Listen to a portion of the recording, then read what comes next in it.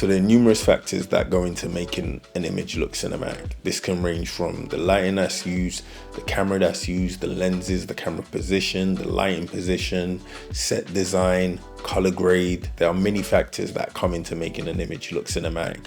But one of the easiest ways you can achieve a cinematic look and feel is to shoot on the shadow side. And in this video, I'm going to talk about what this technique is and how you can achieve this technique both with natural and artificial lighting. And I'm going to explain to you why, as a beginner, this is one of the easiest techniques you can use to give your shots more of a cinematic look and feel. When light is shone on the subject, it creates shadows. The technique of shooting shadow side refers to when you place your camera on the side of the subject where the shadows are created, rather than placing your camera on the side where the light source is coming from. Essentially what this means is you place the camera on the opposite side of where your light source is going to be, and you place the subject in between the light source and the camera. This technique is also referred to as a far side key. So what you can see here is a scene that I've set up in my office whereby I'm shooting on the shadow side. For this, I'm using my Neewer SL60W as my key light, and I've placed that to the left of me, and then I place my camera on the opposite side to the right of me. I've also placed the 5-in-1 reflector just to the right of me, just to add a little bit of fill light onto the shadow side, as I didn't want this look to be too contrasty. One of the main reasons why cinematographers like to rely on this option when shooting subjects is because it creates visual interest. And as you can see, that visual interest is created by the contrast that is created through the different pockets of light that you're getting by placing your camera on the opposite side of where your light source is coming from. So as you can see here, you're getting different pockets of light going from light to dark to light to dark, and that gives visual interest. Okay, so this is the same shot, but this time around what I've done is I've moved the light from being on the opposite side of where the camera is to being next to the camera. Straight away you can see that there's less depth and definition to the features on my face.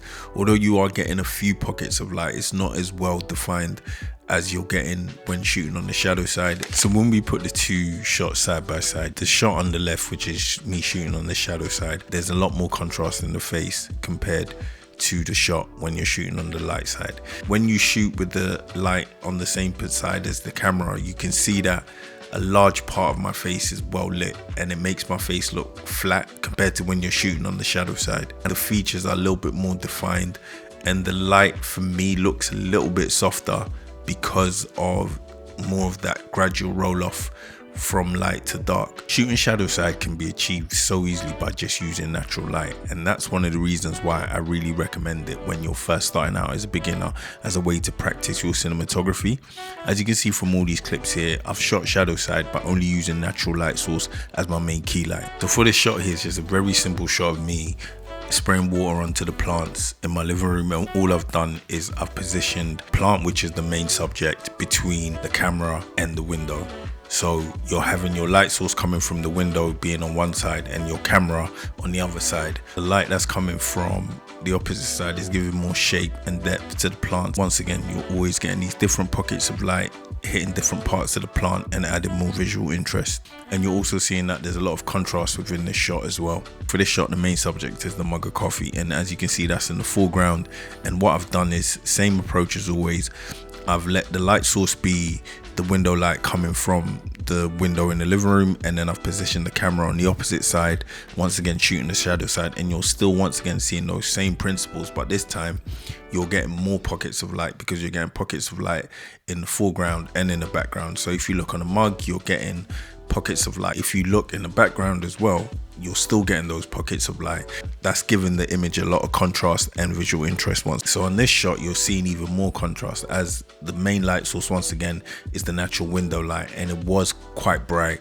I've tried best to reduce the highlights as much as possible, but I didn't want to use an additional light to expose for the window light. I try my best not to make it clip too much. I like especially how you're getting that harsh sunlight hitting this side of the face and then it gradually fading into the shadow side. So I really like this. Once again, same principle, light coming in from this side and the camera being on the opposite side, and still getting those pockets of light. And because of those different pockets of light, you're getting more shape on the face. For this shot, I'm outside in my garden, and the main light source once again is just natural light coming from the sun, and as you can see, that sunlight is hitting directly on my face here. But what I've done is I've positioned myself in between the sunlight light which is coming in from this side, and then position my camera over on the opposite side. I really like this shot. It's a very simple shot to achieve. It's just simply placing yourself in between your light source and your camera, and you're getting more shape and definition to your face and adding more visual interest.